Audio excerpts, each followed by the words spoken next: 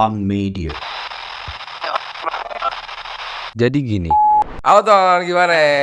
Balik lagi Balik lagi kita dengan kita berdua lagi. Iya, betul. Kemarin episode sebelumnya kita udah ngomongin masalah quarter life crisis. Sorry.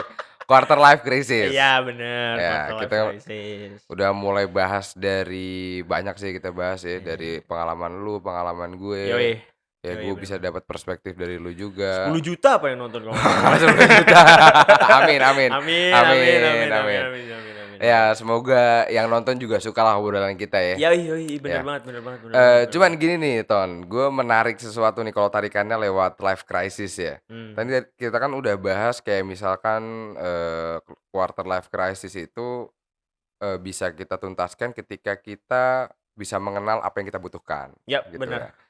Cuman pandangan lu nih, ya. Kalau gue pribadi itu gue mikirnya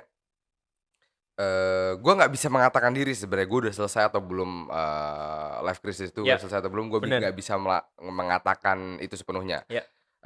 Tapi at least untuk saat ini gue tahu apa yang gue lakuin, apa yang kedepannya bakal gue lakuin, gue Betul. tahu dan gue untuk saat ini juga mengetahui apa yang menjadi kelebihan gue dan gue tekun di sana. Ya. Kalau gue pribadi nih ya, gue lebih karena gue belajar hukum ya. Yeah. Gue belajar hukum keluarga Islam. Tapi kalau di kurikulum sekarang itu ada hukum positifnya, ada hukum Islamnya. Jadi dua hal gitu kan. Nah, gue di luar kuliah itu gue aktif di organisasi yang itu memang concernnya di politik dan hukum juga, which is gitu ya. Dan gue memang mengarahkan diri untuk ke sana juga. Nah, gue kalau ngelihat dari apa yang udah gue tentukan ini, gue juga melihat sisi politik ya di Indonesia yang kalau gue pengen menjadikan diri gue seperti apa, kalau gue boleh ngasih tahu ke lu, gue concern sih sebenarnya sama Indonesia dan gue pengen menjadi someone who seseorang yang berusaha untuk menjaga atau berusaha untuk sehingga setidaknya gue punya impact ke bangsa juga gitu loh, ke negara juga. Nah kalau lu gimana? Gini. Pandangan lu. Gini ya, kalau buat yang kan kemarin kita di episode sebelumnya udah ngebahas kan, tipis-tipis kalau misalnya gue itu sebenarnya harusnya sekarang gue udah lulus dari University Kebangsaan Malaysia. Yes. Backstory dari kenapa gue mau kuliah di Malaysia sebenarnya itu sebelum gue menentukan gue bakalan kuliah di Malaysia, gue udah ngelamar ke 5 negara. 5 negara di mana aja tuh? 5 negara. Banyak banget. 5 negara. Itu full di Eropa semua atau separate? No, separate ya? Separate. Gue daftar gini. Journey pertama gue pengen daftar di Jepang. Tapi gue telat sebulan. Ya, gue udah riset terus tiba-tiba anjir kampusnya ternyata udah tutup gitu buat pendaftarannya. Jepang. Terus gue pernah daftar di Cina, gue pernah daftar di Turki, gue pernah daftar di Kanada, yang terakhir gue pernah daftar di India. Wow, lu nyobain semua. Gue nyobain semuanya dan dari 5 ini gagal semua kan. Itu gagalnya karena telat semua atau banyak alasannya. Yang Jepang itu karena telat, yang Turki itu karena ini anjing sih, karena form untuk pengisian daftar kuliah di Turki itu pakai bahasa Turki. Ya, iya kan? Repot banget. Repot banget, iya. Kata gue anjing, bisa tuh gue bahasa Turki gitu kan. Akhirnya gue gak jadi Turki. Terus Cina, gue kenapa waktu itu gagal, gue gak keterima di Cina. Gue gak keterima di Cina. Gue udah daftar, cuman gue gak keterima di sana. Terus di Kanada, biayanya gede banget. Biaya tapi sebelumnya lu berarti ini bukan beasiswa ya, lu daftarnya bener-bener reguler ya? Itu dia, salahnya gue semua itu pada dasarnya karena gue nggak riset kalau ternyata ada beasiswa. Iya, dan gue belum menyadari ternyata ekonomi keluarga gue itu sebenarnya belum bisa untuk biayain gue untuk kuliah ke luar negeri. Terus Kanada itu gue sadar akhirnya biaya hidup di sana tuh tinggi dan lain-lain tinggi. Akhirnya gue udah riset, gue udah nyari kampus-kampusnya sebenarnya. Cuman akhirnya gue nggak jadi daftar karena gue sadar kayak itu tuh mahal banget. Mahal banget ya sih. Iya. India, gue sebenarnya udah hampir di tahap terakhir pendaftaran, udah literally di tahap terakhir. nggak dibolehin sama bonyok gue. Karena ngapain di India gitu kan. Iya deh, Padahal anggapan orang kan India iya, kayak ya. iya. Padahal lu nggak tahu Pak, di sana itu masalah tentang apa namanya, intinya untuk masalah bukan internet, apa yang ngebahas ngomongnya? Network apa IT lah ya, IT ya. Nah, ngebahas IT, programmer dan Iyalah lain-lain. Pak, sekarang Google siapa direkturnya Pak? Exactly Pak, itu poin Banyak gue. direktur-direktur di perusahaan-perusahaan luar itu Iya, orang India Pak. betul. Nah, just di India nggak dibolehin karena itu pandangan orang tua dan lain-lain. Stigma lah ya. Ya, akhirnya gue memilih jalan tengahnya adalah negara tetangga kita, Malaysia Malaysia. yang kedua. Dan kebetulan pada saat itu apa namanya, guru BK gue itu ada kayak kerja sama gitu, gue nggak tahu lah sama siapa. Jadi ada satu orang ini tuh kayak agent gitu Pak. Gue pernah denger. Iya, namanya itu Q Study kalau nggak salah. Ya, agent itu. Terus akhirnya gue daftar lewat dia. Ada namanya aduh gue lupa nama Bu siapa gitu. Pokoknya dia tuh yang ngebantuin gue ngurus gue bisa kuliah ke sana. Gue urus, akhirnya gue daftar, gue keterima set. Akhirnya gue realize ternyata itu pakai biaya sendiri dan biayanya tuh lumayan gede. Yes. Akhirnya gue nggak mampu lah untuk kuliah ke sana, itu sedih di situ. Cuman balik ke pertanyaan awal, itu sebenarnya karena gua udah muak sama Indonesia sebenarnya. Wow. Ini taruh dulu ya. Ini sebelum kita lanjut ke sana, gua mau ngelurusin. Kan di episode sebelumnya lu bilang kalau misalkan lu keluar itu ngambil jurusan yang emang lu pengen. Itu 5 negara itu lu sama jurusannya? Beda-beda ya? Beda. Widan di sana. Iya. Oke. Tadi menarik tadi. Lu muak sama Indonesia. Gitu ya. Muak dalam ini ya, bukan tidak dengan konteks yang literally negatif ya. Iya. Cuman dari case gua ngerasa kayak aduh, gua kalau di Indo dengan gua tidak punya networking atau gua tidak mempunyai orang dalam yang segitunya, kayaknya gue susah untuk menjadi seseorang di Indonesia. Segalanya suksesnya, kunci sukses itu yang pertama. Orang dalam. Itu yang pertama. Yang kedua, standar tertinggi lu sukses di Indonesia itu, kalau lu compare sama internasional, kita belum ada apa-apanya. Gue sadar akan hal itu gitu. Iya. Kita belum ada apa-apanya. Kita ngomong realistis aja lah, nggak usah kayak bullshit. Iya, kita face the fact aja. Kayak kita kan generasi emas kan kita nih. Iya. Kita berdua generasi emas dong. Generasi emas Indonesia harusnya. Should be. Iya. Yeah. Dan untuk sekarang kalau kita menempuh pendidikan, kalau gue ini pemikiran gue ya. Kalau gue menempuh pendidikan di Indonesia, gue berkarir di Indonesia, yang ujung-ujungnya gue sekarang juga berkarir di Indonesia. Cuman sampai sekarang gue tidak tidak menyerah untuk mencari karir ke luar negeri atau kuliah ke luar negeri. Gitu. Kenapa ke luar negeri? Sebenarnya sesimpel gini. Kita harus melihat dari semua lini di Indonesia. Menurut semua lini ya, dari semua aspek. Iya, dari semua aspek, dan kita harus bisa punya pemikiran yang wise, pemikiran yang luas gitu ya. Kalau kita berkarir di Indonesia, udah top of mind kita tuh sampai situ doang. Tapi gini bro, oke. Lu menganggap bahwasanya di Indonesia ini udah gue bisa katakan gak worth it dong bagi lu, gak sebanding lah dengan negara di luar. Cuman gini kan, stigma orang kan melihat orang-orang seperti wah lu gak cinta Indonesia kalau kayak gitu. Itu gimana tuh? Gue ngerasanya gini, gue sama Indonesia tuh love-hate relationship. Oke. Gue merasa berutang budi karena gue dilahirkan dan gue besar di Indonesia. Oke. Jadi darah daging gue darah daging gue Indonesia. Mau gimana pun dan sampai kapanpun darah daging gue Indonesia. Cuman untuk gue pursue my career, gue nggak mau di Indonesia sama sekali sebenarnya. Kalau gue punya change, gue bakalan gimana caranya keluar negeri. Oke, berarti di sini lu mau nge-disclaimer bahwasanya dengan lu punya keinginan untuk keluar itu bukan berarti lu itu nggak cinta sama Indonesia, bukan ya? Enggak. Poin gue nggak di situ. Poin gue nggak di situ. Tapi lebih ke gini ya. Kalau bahasa lebih lebih mungkin dimengerti sama orangnya adalah ngapain sih gue di Indonya? Maksud gue kayak udah semuanya butuh orang dalam. Gue sementara gue nggak punya orang dalam itu. Gue literally ngandelin apa yang gue punya, soft skill gue dan lain-lain. Tapi nyatanya, realitinya ketika kita keluar dari SMA dan face the fact bahwa di dunia kerja itu lu harus punya orang dalam dan lain-lain untuk achieve apa yang gue pengen. Ya udah, gue mendingan gue cabut ke luar negeri gitu. Maksud gue gini, logikanya ketika gue udah sampai di titik itu, gimana pemikiran gue nih ya sekarang ya, gue gak tahu pemikiran gue benar atau salah, adalah dengan gini, keluarga gue Indonesia, cuman gue kerja di luar negeri. Dari secara currency untuk gue mendapatkan uang, gue di sana udah bisa mendapatkan 2 digit di umur gue sekarang. Kalau gue di Indonesia, Ya. UMR. Mungkin perkataan apa, lu 25 tahun punya tabungan 100 juta tuh itu orang luar negeri cuman di-quote ke Indonesia kali ya? Exactly. Mungkin maksudnya kalau di-currency-in mungkin ya cukup punya 10 juta cukup. Iya, itu sebenarnya itu. Makanya gue bilang gini, Pak, balik lagi kalau misalnya kita orang Indonesia, makanya enak banget privilege lu sebagai orang luar, kita ngomongnya lebih spesifiknya mungkin orang Eropa atau orang Amerika gitu ya. Ketika lu datang ke Indonesia dan lu mencoba untuk berkarir di Indonesia, menurut gua lu bakalan punya privilege yang sangat amat tinggi dan lu bisa menjadi lebih sukses Iya gitu. betul. Soalnya mungkin teman-teman yang nonton juga ini ya pernah mendengar statement ini dari banyak kalau gua ngelihatnya dari sisi selebritas, selebriti, selebritas. Ada pernyataan seperti ini dari selebriti yang dia itu asalnya dari luar negeri, terus dia bilang, "Gua nggak laku kalau di negara gua, tapi di Indo gua laku. Ya udah gua di sini aja." Betul.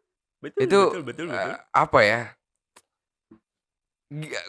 Gua masih apa ya? Sebenarnya gua mendengar itu satu hal yang nggak gua terima gitu ya, kayak anjir masa segitunya sih Indo gitu loh. Bener. Tapi kita mau taruh muka di mana kalau bilang itu suatu hal yang bukan kenyataan kan ya, gitu itu, kan. Iya, itu kenyataan yang terjadi di aslinya seperti itu gitu. Kita lu mau ngelak apa sih? Maksud gue gini loh, kayak kita sebagai ini pandangan gue ya, maksud gue lu sebagai anak muda harusnya bisa mikir gini ya, kayak lu tahu Indonesia tuh standarnya di mana gitu ya. Lu tahu, gue nggak bilang Indonesia jelek ya. Iya. Nih harus lu garis bawain, gue nggak bilang Indonesia jelek.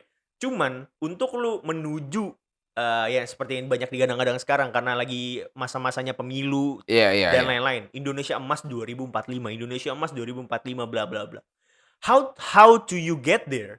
Adalah dengan lu belajar ke luar negeri karena pendidikan kita kalau dibandingkan dengan negara-negara lain masih jauh gitu. Iya sih, parah. Masih jauh. Maksud gua lu gak usah munafik dengan bilang kayak gua kuliah di UI, gua kuliah di UGM. Memang itu kampus terbaik di Indonesia. Ya tapi tanpa no offense buat orang-orang, tapi itu shit sih, lu nggak bisa banggain sih lu kuliah di Ketika ada orang datang, oke lu lu apply di company yang sama. Yang satu lulusan UGM atau enggak ITB jurusan teknik. ITB tuh namanya udah Institut Teknologi Bandung kan. ITB itu. Lu jurusan teknik, which is itu udah yang top of mind orang-orang di Indonesia gitu. Lu bandingin sama satu orang aja nih, lulusan NYU, New York University. Lu sebagai CEO lu milih yang mana, Pak? Ya. Tapi gini, Pak, gue punya perspektif. Kalau masalah milih, gue bisa jadi milih yang UI. Kenapa gitu? Karena ITB tadi, ITB. ITB. Karena kosnya kecil. Iya dong. Gue kalau bayar yang NU dari luar, gue dari luar pasti gue harus keluarin kos lebih mahal. Iya benar. Tapi walaupun ya fresh graduate dari itu kadang kan minta lebih juga kan. Iya. Kalau gue suruh milih ya, kalau gue punya company gue milih ya gue nyari yang kos lebih murah. Itu bisnis kan banget ya. Tapi itu subjektif. Tapi kalau secara objektif ya of course. Gue kalau misalkan secara kualitas ya gue pasti milih yang dari luar, Pak. Exactly. Iya. Itu dia. That's why the reason kenapa gue berusaha banget, gak cuma masalah kuliah, masalah karir juga gue kayak gue pengen banget kuliah, gue pengen banget punya karir di luar negeri gitu. Karena gini, Pak. Oke, Indonesia punya banyak banget budaya gitu yang which is keren-keren juga. Gue nggak bilang budaya di Indonesia itu jelek. Itu salah satu kelebihan Indonesia juga nggak sih? Cuman yang gue sadarin adalah kadang budaya yang ada di Indonesia itu menghambat pertumbuhan Gen Z. I see, ya. Ngerti gak lo? Budaya-budaya dan culture-culture yang ada di Indonesia terkadang bisa menghambat pertumbuhan dan perkembangan seorang Gen Z. Itu you name it. Gimana? Contoh, simple gini. Budaya kalau cewek itu nikah di atas umur 26 itu udah perawan tua. Dimana ketika orang udah orang udah ditanamkan pemikiran seperti itu, orang jadi kayak mengambil shortcut. Iya betul. Ngerti gak lo? Ujung-ujungnya kayak udahlah gue mau nikah aja, gue mau nikah aja. Itu problem banget sih. Itu budaya yang ada di Indonesia dan kita semua sadar akan hal itu, Pak. Cuman gak bisa dirubah karena itu udah budaya yang lahir berapa tahun yang lalu kita nggak tahu gitu.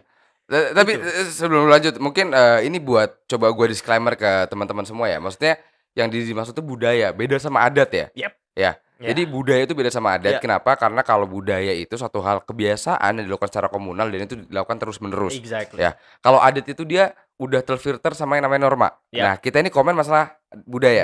Jadi kalau budaya itu bisa jadi dia bagus, bisa jadi dia enggak. Ya. Ya, jadi kita fair ya di sana ya. Jadi tolong jangan wah ini menghina budaya Indonesia, bukan adatnya Pak ya.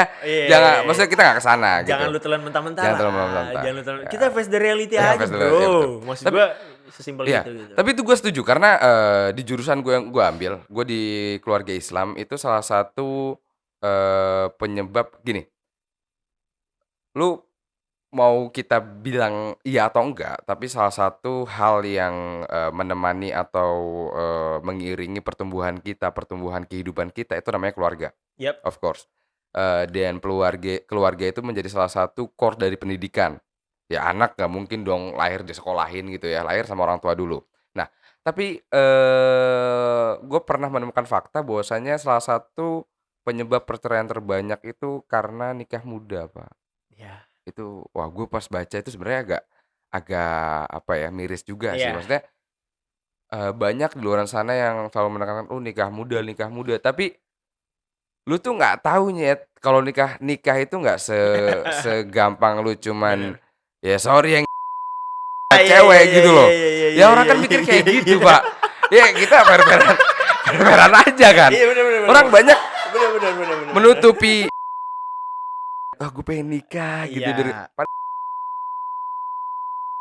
padahal kalau misalkan lu belajar dulu, lu bener-bener vision lu ke depan kayak lu nikah ini nanti bakal punya anak dan ketika lu punya anak dan lu nggak siap untuk mendidik mereka, lu bakal mendapatkan banyak tanggung jawab Pak di sana Pak. Banget Pak. Nah itu. Gue aja jujur ya umur gue masih 21, gue belum siap sih untuk sekarang ya. Kan? Iyalah. Gue belum siap banget pasti. Pak, anjir. Nah, dan kadang itu ya kita nggak bisa menyalahkan anak-anak orang-orang yang dia itu nikah muda gitu loh. Kita nggak bisa mereka karena ya tadi lu bilang budaya Pak. Nah itu. Culture kita udah bilang kayak ya lu kok jangan lama-lama nikah, lu kalau nikah perawan tua. Aduh, itu sih. Maksud gue jadinya tuh kasihan orang-orang yang apa ya? Kan balik lagi Pak, gue tuh selalu tidak mau membeda-bedakan mental seseorang. Maksud gue selalu membedakan, bukannya tidak membedakan, gue selalu membedakan mental seseorang karena gue ngerasa mental itu terbentuk masing-masing pribadi secara berbeda-beda gitu. Ada orang yang kuat untuk dibilang kayak lu ntar perawan tua. Ada orang yang kayak cuek aja bodo amat. Siapa emang lu nggak ngebiayain gue apa-apa dan lain-lain gitu. Ada yang kayak ketika dikatain seperti itu dia tuh jadi mentalnya tuh kena terus jadi kayak nggak semangat untuk menjalani hidup. Outputnya adalah dengan lu mencari shortcut tertentu yang yaudahlah gue nikah aja gitu. Yaudahlah gue ini aja. Ini berapa sekian. Maaf ada juga orang-orang yang pada akhirnya jual diri dan lain-lain. Menurut gue itu balik lagi karena budaya yang ada di Indonesia. Betul. Gue nggak bilang semua budaya jelek. Iya. Tapi beberapa budaya itu yang banyak banget terjadi di realita ini itu menghambat pertumbuhan orang-orang di luar sana gitu. That's why kenapa gue tuh pengen banget keluar negeri supaya gini. Mungkin orang-orang bakal mikir kayak, di luar sana, di luar negeri mah enak bebas, lu bisa living together sama pacar lu bisa free sex dan lain-lain bla bla bla. Tak dulu. Gue keluar negeri, gue bawa ilmu, gue dari orang. Mau gimana pun gue orang Indonesia, gue tetap ada namanya culture Indonesia, gue tetap ada namanya habit orang Indonesia. Mungkin gue gak bakalan 100% ngefit sama mereka dengan budaya mereka, tapi at least gue bisa mempelajari budaya mereka yang memang sudah menjadi negara maju. Dan kenapa gue bilang gue gak 100% gue gak benci sama Indonesia, tapi gue love-hate relationship sama Indonesia. Karena one day ketika gue selesai untuk gue ibaratnya berkarir di luar negeri, mencari ilmu di luar negeri, at the end of the day gue bakal balik ke Indonesia. Tapi gini Pak, lu bilang bakal balik. Tapi mungkin untuk saat ini lu bisa bilang bakal balik Pak, dan itu terjadi di orang-orang kita juga, masyarakat Indonesia yang keluar mungkin di awal dia pengen balik, tapi ujung-ujungnya ketika dia udah menikmati studi di sana, tinggal di sana, nggak mau balik Pak. Itu. Gue bisa nyangkal itu dengan gue nggak ngomong gue bakal balik kapan. Ah. Nah, itu poin gue. Gue bisa aja 20 tahun di sana, gue bisa aja 30 tahun di sana. Cuman satu hal yang selalu gue bilang ke orang-orang gini. Indonesia tuh bagus, Indonesia tuh keren, Indonesia tuh indah. Ya, pasti. Untuk liburan. Nah, itu yang harus garis bawahi, Pak. Iya. Tidak untuk pursue your career, tidak untuk pendidikan, menurut gua. Iya, oke. Menurut gua untuk liburan, untuk tinggal di masa tua, Indonesia tuh indah banget.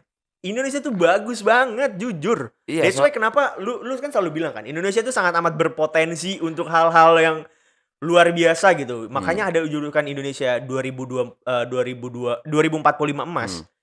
Itu karena itu Indonesia tuh potensinya gede banget. Cuma balik lagi, SDM-nya tidak bisa menggunakan itu 100% dengan baik gitu.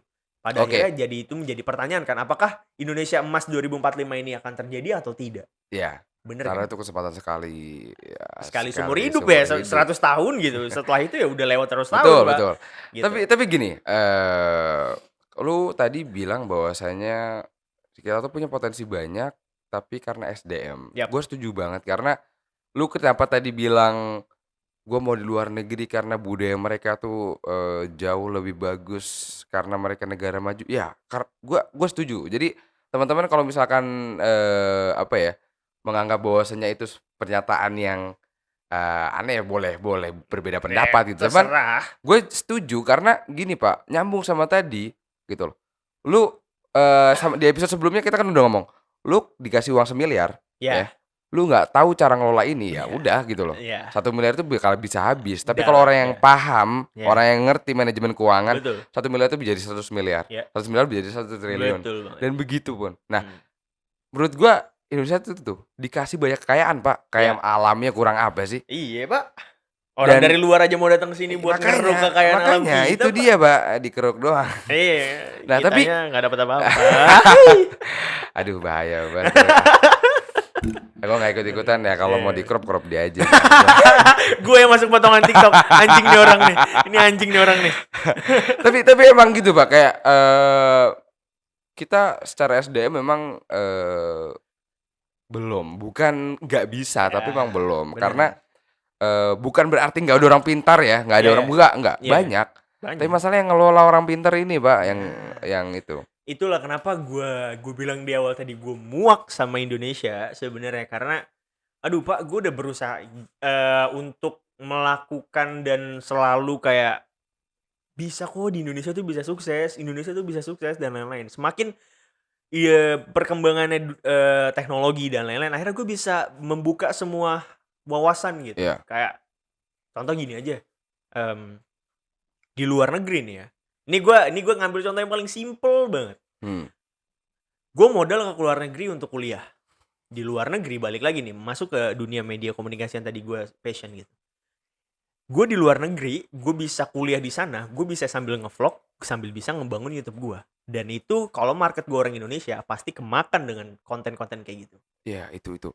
Ya kan? Dan gue mirisnya sama warga Indonesia tuh begini Pak. Kita ini gue tanpa menyinggung dan tanpa merendahkan ya sebelumnya ya. Cuman murah banget Pak gitu Pak. Iya. Kenapa gue bilang murah? Ini gue jelasin ya kenapa gue bilang murah.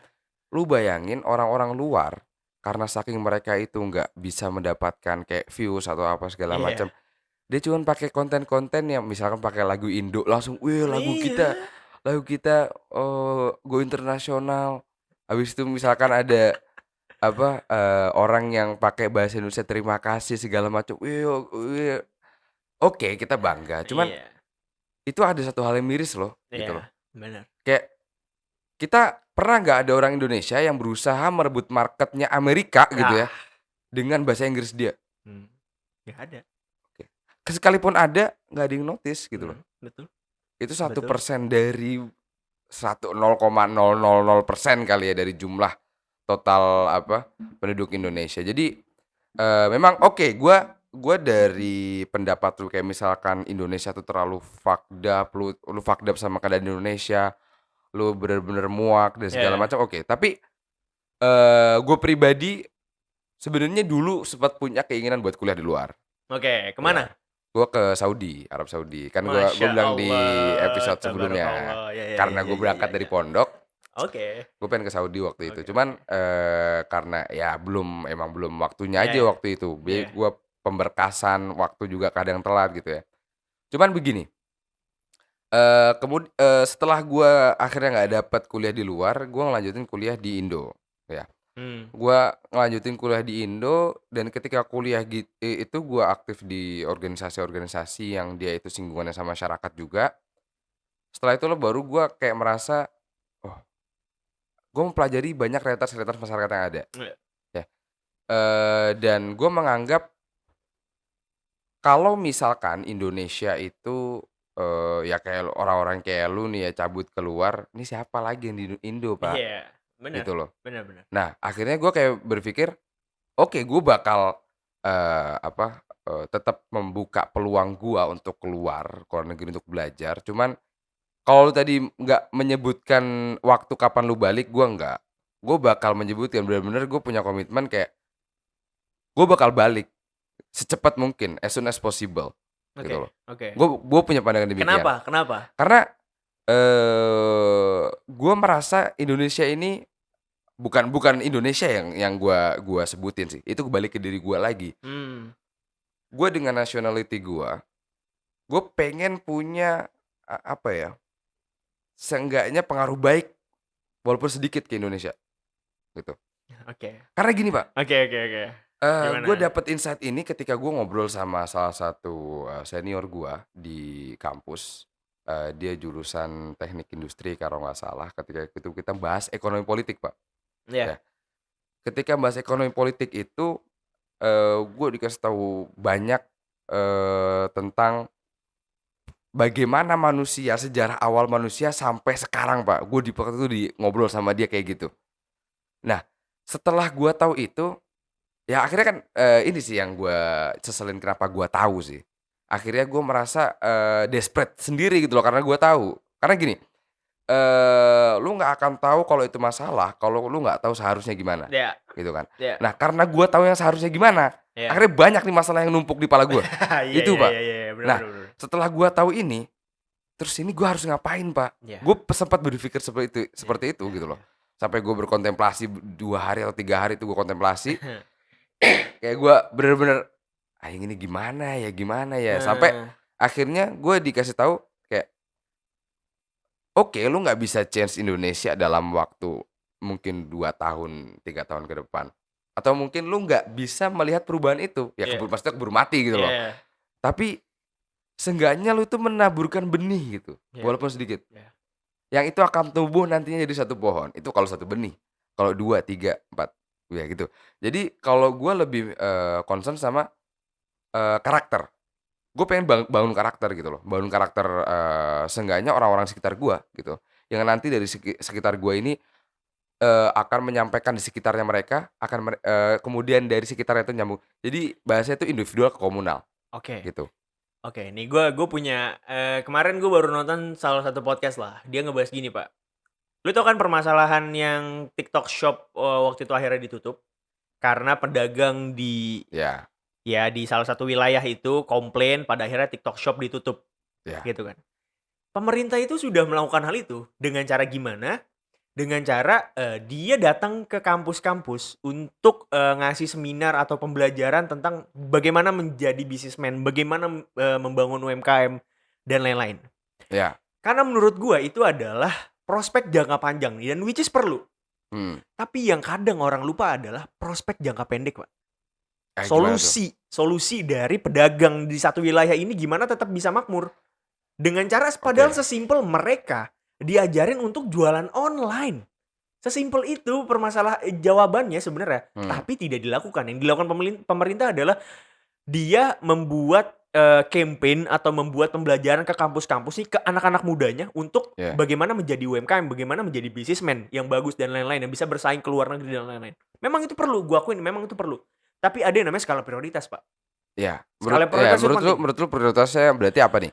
Menurut gue skala prioritas yang harus kita face the fact yang, terlebih dahulu adalah bagaimana caranya ini pedagang-pedagang ini nih yang tidak mengerti cara berjualan online adalah untuk diajarin bagaimana caranya berjualan online. Oke. Karena itu solusinya dong, bukannya lu malah ngomong sekarang gini, apa hasilnya ketika lu bikin pembelajaran sama anak-anak kampus dan lain-lain, terus akhirnya apa dampaknya bagi si ini, bagi si pedagang-pedagang di salah satu wilayah itu yang komplain untuk TikTok Shop ditutup, yang at the end of the day TikTok Shop ada lagi. Terus mereka komplain lagi dong, terus mereka sepi-sepi lagi dong. Kan jawaban sesimpel kayak ajarin aja dia bagaimana jualan online, lu buatlah tuh kelas, suruh dia ikut kelas itu. Pada akhirnya mereka bisa bangun jualan online dia sendiri. Pun itu harus ditutup, enggak 100% ditutup. Dia bisa punya 2 store, Pak. Dia punya store offline dan store online. Dan itu bisa ya, bisnisnya bagaimana gue tidak tahu. Cuman yang gue lihat adalah itu harusnya skala prioritas yang harus dilakukan. Tapi gini, kalau misalkan lu tadi persoalan TikTok Shop itu ya, kalau sebenarnya gue mau komen tapi ini takutnya sensitif, Pak. Jadi gue nggak mau dalam sih ke sana.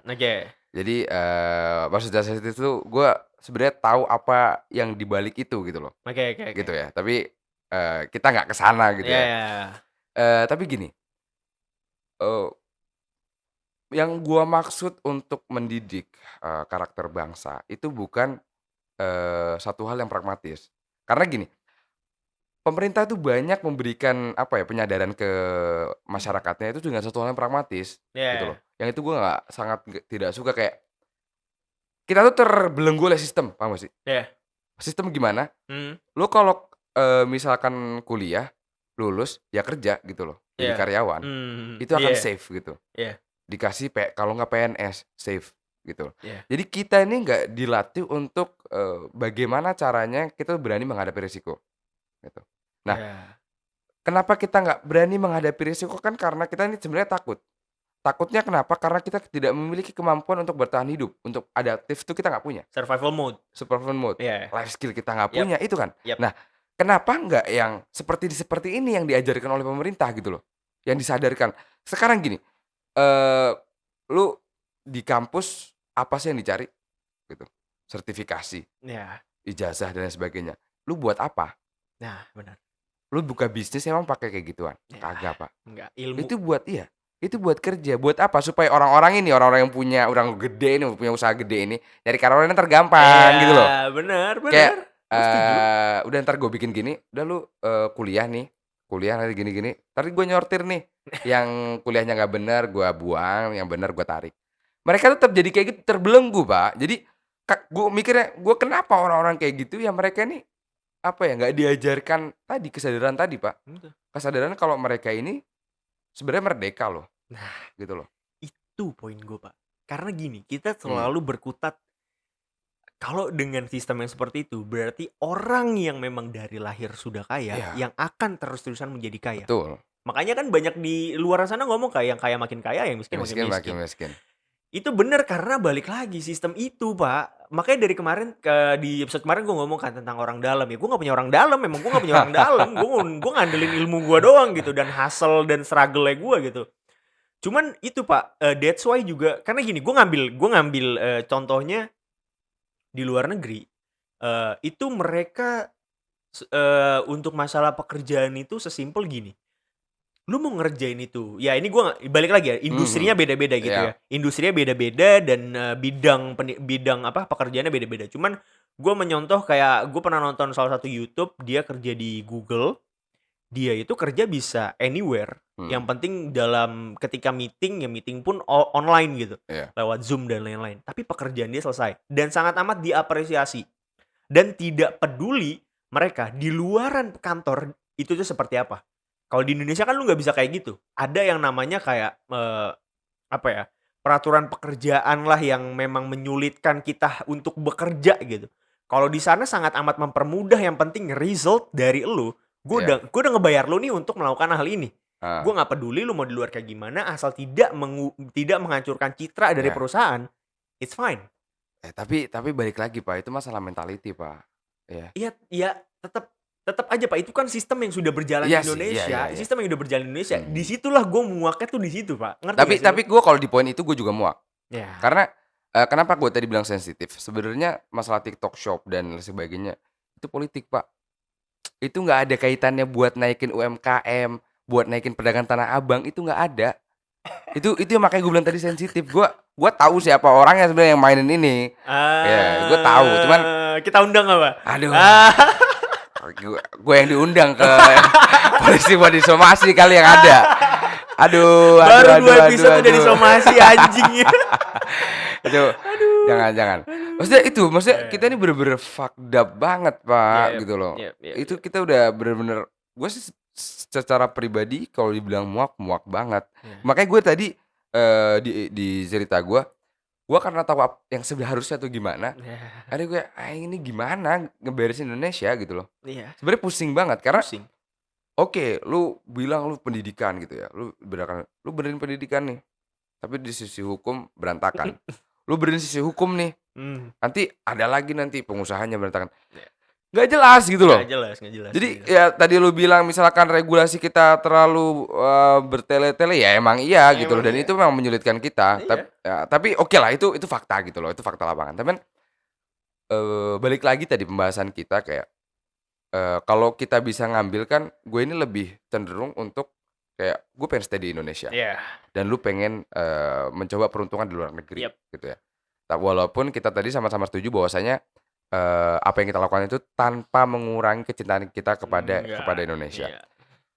Cuman satu hal yang yang gue sendiri itu merasa miris juga gitu ya, miris dan juga ironis juga. Yang saat ini pun gue masih memikirkan juga gitu loh. Kayak Indonesia ini kapan gitu. Kapan namanya nih? Kapan buat gak usah bener lah, at least lebih baik gitu loh, better gitu loh. Itu gue masih menanti-nanti itu. Bahkan dengan bayang-bayang Indonesia 2045, jujur gue pesimis. Sama. Jujur gue pesimis. Sama. Nah, tapi kalau misalkan ditambah kayak misalkan lu bilang, ya udah gue keluar, itu gimana tuh bro maksudnya? Ya balik lagi yang gue bilang, ya gue nggak bilang pilihan gue benar ya. Gue nggak bilang pilihan gue benar, dan ya balik lagi. Karena gue sudah gini Pak, sesimpel gini Pak. Aduh, gue udah mencoba untuk peruntungan ke luar negeri itu berkali-kali Pak. Kayak gue baru cerita tadi yang pertama, yang Malaysia itu.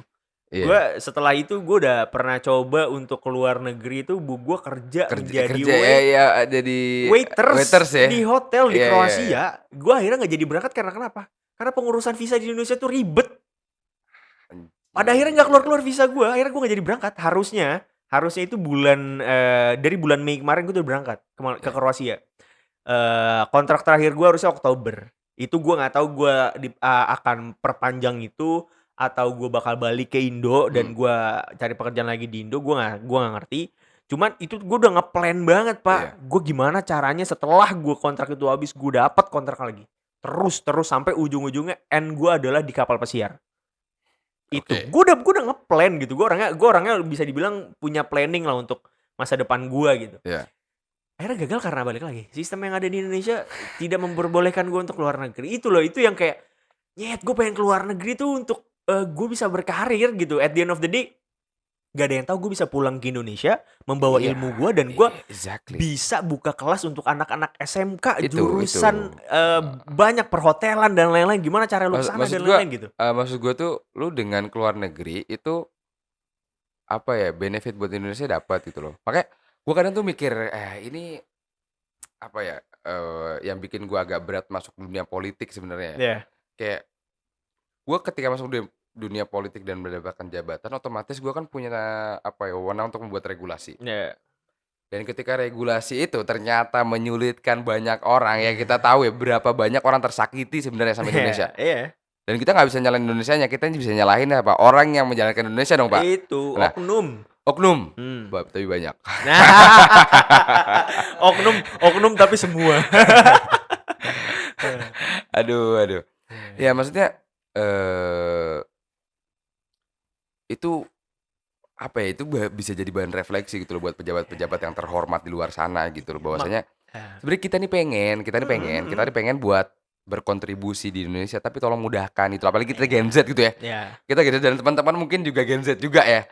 Teman-teman lagi Gen Z juga banyak, dan kalau mungkin teman-teman di luar generasi Z ya, mungkin milenial ataupun baby boomers yang dulu pernah merasakan, ya pasti ada kemungkinan dong.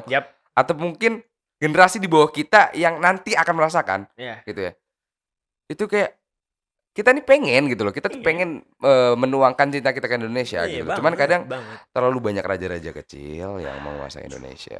Gak usah lanjutin kali ya? Ya udah, kayak kita sampai sini dulu karena ini kalau kita bahas terus Pak, ini panjang banget, sumpah ini panjang banget. Gue masih bisa ngomong 2 jam lagi kali tentang hal ini gitu. Masalahnya gue dari tadi pinggir jurang nggak ada yang nyelamatin, Pak. Gue takut Pak, gue jatuh kan, anjir. Pam Media. Jadi gini,